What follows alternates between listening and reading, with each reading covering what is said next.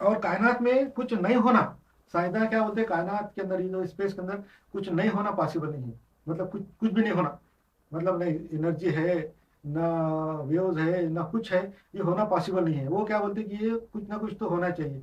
तो जब कुछ ना कुछ होना है तो फिर अल्लाह क्यों नहीं है? अल्लाह ही है।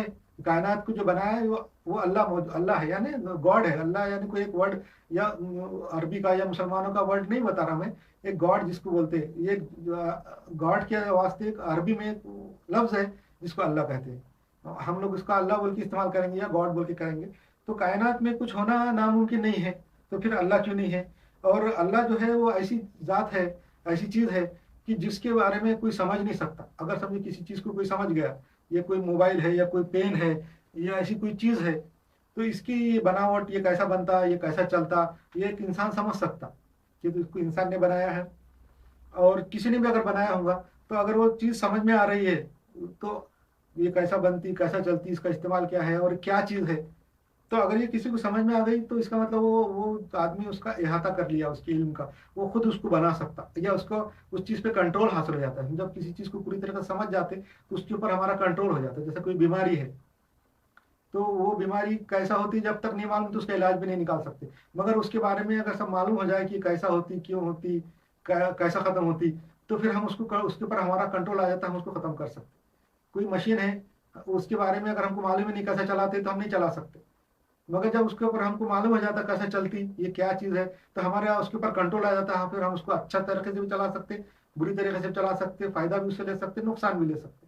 वैसा अल्लाह की जो जात है, वो ऐसी हैरत अंगेज है कि आज तक किसी को भी समझ में नहीं आई, और वो समझ में आ नहीं सकती, इसलिए कि अल्लाह के ऊपर किसी का कंट्रोल नहीं हो सकता। अगर वो किसी को समझ में आ जाएगा, तो उसके ऊपर दूसरों का कंट्रोल हो जाएगा। तो अल्लाह के ऊपर किसी का कंट्रोल नहीं हो सकता, इसलिए वो समझ में नहीं आती। और दूसरी बात ये कि अल्लाह की जो जात है, ये जो कायनात है, जो इतनी लामहदूद है, मैंने आपको बताया था इससे पहले के चैप्टर में कि बहुत लामहदूद है, इतनी लामहदूद है जिसको इंग्लिश में इन्फिनिटी बोलते हैं। इन्फिनिटी एक उनका टर्म है कि जिसका मतलब है लामहदूद, उसकी हद नहीं, बहुत बड़ा।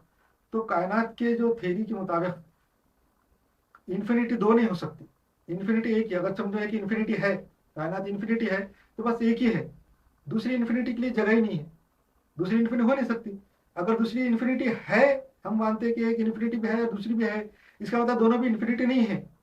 इन्फिनिटी अगर एक होती है तो दूसरी तो हो ही नहीं सकती थी। वैसा अल्लाह ताला तो इसमें इस कायनात को बनाया, इतनी इन्फिनिटी कायनात को बनाया। तो अल्लाह तो बहुत बड़ी इन्फिनिटी है, बहुत बड़ा इन्फिनिटी है। इसका मतलब अल्लाह एक ही है, दो नहीं हो सकते। कायनात हो सकती है, अंदर हो सकता अल्लाह के, अल्लाह उसको अहाता किए हुआ है, मगर इन अल्लाह दो नहीं हो सकते। इसलिए इससे साबित होता कि अल्लाह एक है। मगर इस्लाम के अंदर अल्लाह के ज़ात के बारे में तहकीक करने का हुक्म नहीं है, सिर्फ अल्लाह की सिफात के बारे में तहकीक करने का हुक्म है कि अल्लाह ने क्या बनाया, कैसा बनाया, और कैसे कैसे इंतजाम किया, और क्या क्या फायदे हैं। ये हम उसके बारे में इल्म हासिल करने का हुक्म है, पर अल्लाह की ज़ात में खोज करने का हुक्म नहीं है। इसलिए हम इसके अंदर खोज नहीं कर सकते, करेंगे भी नहीं, क्यों, तो हम उसके बारे में सोच भी नहीं सकते और ना उसको समझ सकते। तो जिस चीज़ को हम समझ नहीं सकते, या तो दुनिया का कोई इंसान नहीं समझ सकता, तो हम उसके बारे में खोज करके फायदा नहीं।